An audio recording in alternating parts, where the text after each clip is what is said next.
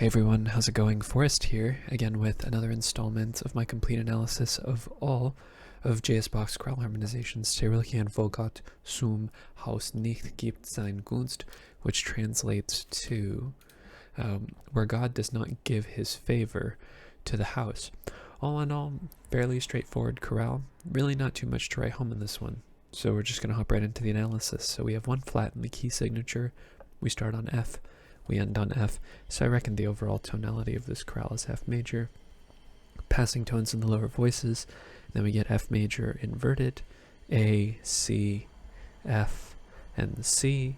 No need to reiterate the Roman numeral here.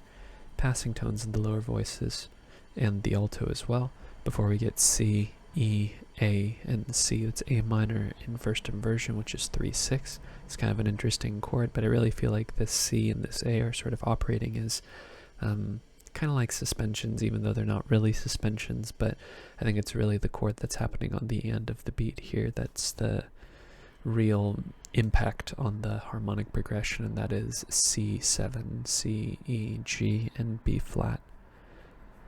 We then get F, C, G, and A, this G being a 9/8 suspension over the bass. It's very common to see 9/8 suspensions over tonic triads, especially in root position, that is, and then we get a 4/3 suspension over a 5 chord C major, C, C, E, and G. Same way that 9/8 suspensions are really common over root position tonic triads, 4/3 suspensions are really common over root position dominant triads.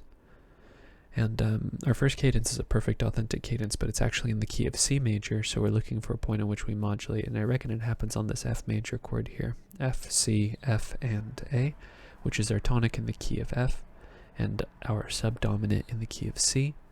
Passing 7th in the alto before we get G, G, D, and B natural, which is our 5 chord G major. Then we cadence on our new tonic C major, C, G, E, and C, root position. Okay, next phrase takes us back to the key of F major, ends in a perfect authentic cadence. Start off with C major again, E, C, G, and C, which is just taking our tonic triad and inverting it, but also in the key of F major. This is our 5 chord in first inversion. We have a bit of a zone here. We could say that the modulation doesn't happen really until beat 2, but for me this entire phrase sounds like it's in the key of F major based on, what I'm hearing. There's 7/1 movement here in the bass, and even though we don't get B flat to know whether or not we're technically in the key of C major up until this point, I'm just using my intuition when saying that it sounds like F major, so I'm going to mark the modulation here, but it would be accurate to mark the modulation over the span of any of these 4 beats here, from the end of the phrase we just analyzed to beat 2 of the first complete measure of the second phrase of the chorale. So assuming that we're in the key of F here, we have F, C, F, and A, another 9/8 suspension over our tonic, another little clue that tells us that we're in the key of F major is that we have a 9/8 suspension here, and 9/8 suspensions are very common over tonic triads and root positions. So if F were operating as our tonic, we would be in the key of F major. That isn't to suggest that we don't see 9/8 suspensions over other types of chords as well. We do, but it's much more common to see them over tonic triads, so I don't think that that's a coincidence in this case. It could be, but I don't think it is. So then we go to C major over E, E, C, G, and C, which is 5/6, C major over E, and then we get C, which is a chord tone, E, which is a chord tone, A, which is a non-chord tone, and C, which is a chord tone. So that gives us kind of the reverse of the progression we saw earlier, where we, in this case, get A minor over C again. I don't really think it makes too much of an impact, even though we do have 3 voices moving off the harmonic rhythm. 5 and 3 share 2 tones in common already, so it's really the only tone that's really making a difference here is A. But 3 does take us to 4, D, F, A, and B flat, which is B flat major 7 over D, which is 4/6/5, a chord that actually played kind of an important role in yesterday's chorale. Check out yesterday's episode if you haven't. We then have G, which is a non-chord tone, D, which is a chord tone, G, which is a non-chord tone, and B flat, which is a chord tone, of course. F is also a chord tone. So with these G's here, I guess technically speaking, there is a little bit of a 2 chord. I don't think it's making too much of an impact on the harmony though, so you can leave that out if you don't feel like it's making enough of an impact. And really, it's only happening over a 16th note, so it doesn't make too much of a difference. But afterwards, we get E, C, G, and C, which is our 5 chord, C major in first inversion. C is a chord tone, so we don't have to mark it. And then we get another F major chord, F, C, F, and A, with a 9/8 suspension over the bass here in the alto. We have C, C, F, and G, another 4/3 suspension over our dominant triad. And I guess technically this is a 5/7 chord, because by the time we get the resolution to the third of the chord here in the alto, the 7th gets introduced here in the tenor. So we have C, B flat, E, and G. So that's pretty cool. I'll put that in parentheses, even though I'm on the side of this being a 5/7 chord. And then we have F major, F, A, C, and F. Tonic triad, root position. Alright, next phrase ends in a half cadence in the key of G minor, so we're going to look for a point where we modulate somewhere probably around this F sharp. We will see how that ends up working out. We have another F major chord here, F, A, F, and C. No need to reanalyze. And then we have a 4 chord, B flat, F, and D, which is B flat major, or subdominant, passing tone in the bass, and then we get D, F, F, and D. Kind of an interesting chord here. I think you could interpret this as a 6 chord in root position, or you could interpret this as a 4/6 chord, like a rootless triad.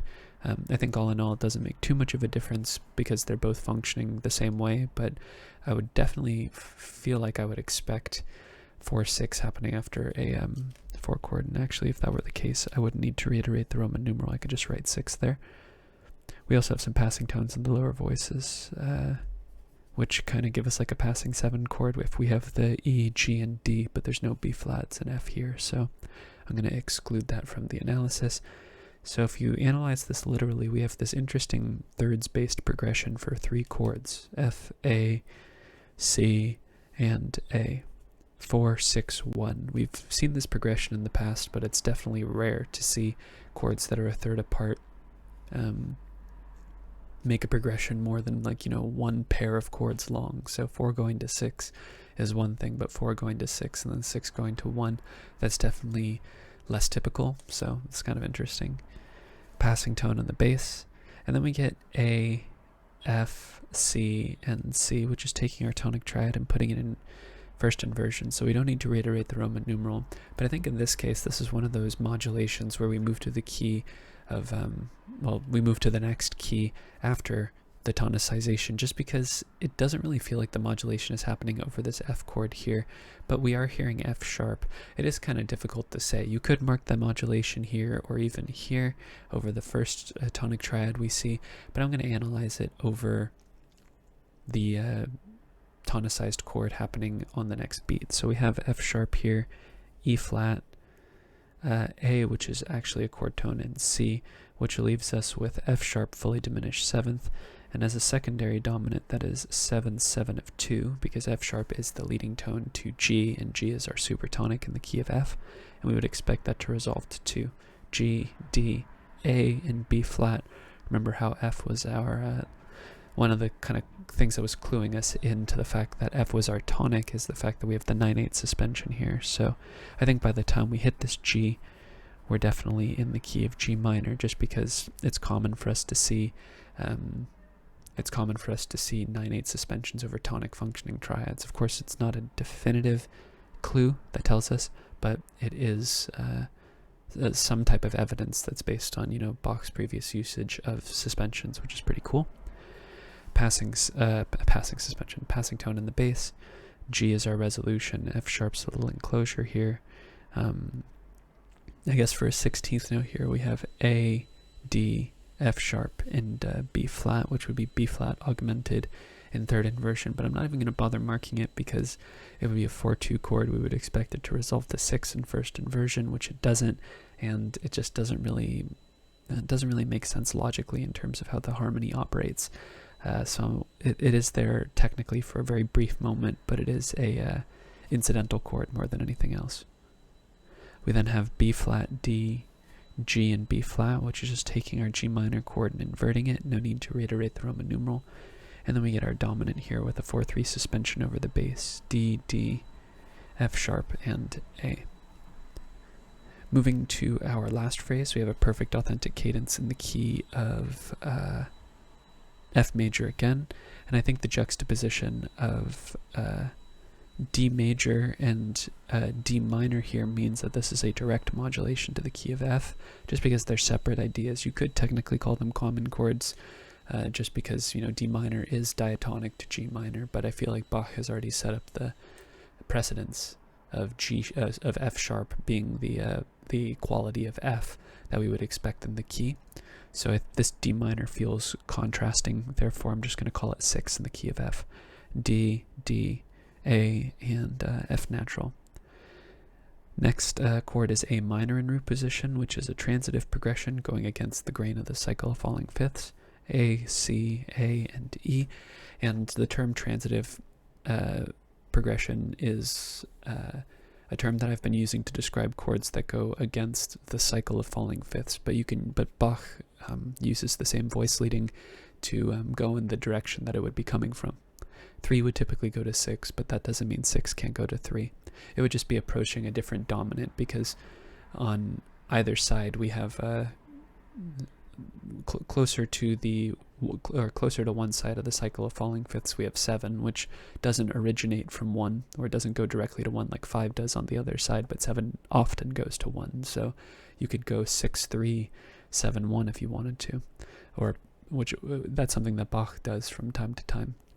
But regardless, we have a passing 7th here in the alto before we get B flat, D, F natural, and D, which is our 4 chord, B flat major.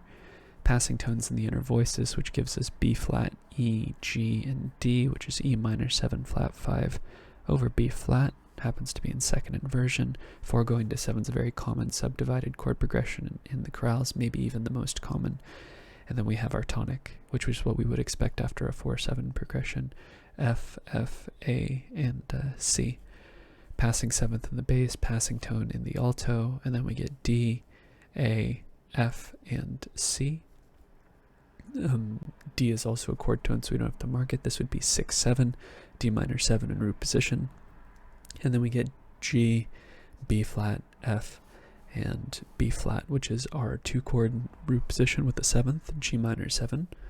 Passing 7th in the melody before we get C, B flat, F, and G. We can call this a 7-6 suspension as well, or we could say that this is kind of like a false looking 7-6 suspension, because this is actually the chordal 7th of the chord, but I liken this cadence to what is happening here at the end of the first system, so I'll say that this is some semblance of a 5 chord. If not, it's a 5-7 chord. And then we cadence on F major. F, A, C, and F, which is our tonic triad in root position. All in all, fairly straightforward chorale. Really not too much to write home about. In fact, I don't really think there's anything to take away from this particular chorale that I've been keeping track of for my own notes. I think this progression here of 4 going to 6 going to 1 is kind of interesting just on paper, but it really doesn't, it's not super unusual or anything like that in terms of it being something that I would keep track of in my own notes. So relatively simple chorale for today. So I think I'm going to cap the video off on those thoughts. If you're interested in following me along on the journey to analyze all of Bach's chorale harmonizations, feel free to subscribe to the channel. You can hit the notification icon and like the video as well if you enjoyed the content. Thank you so much for watching the video and supporting the channel by doing so. I look forward to tomorrow's analysis, and I hope you take care.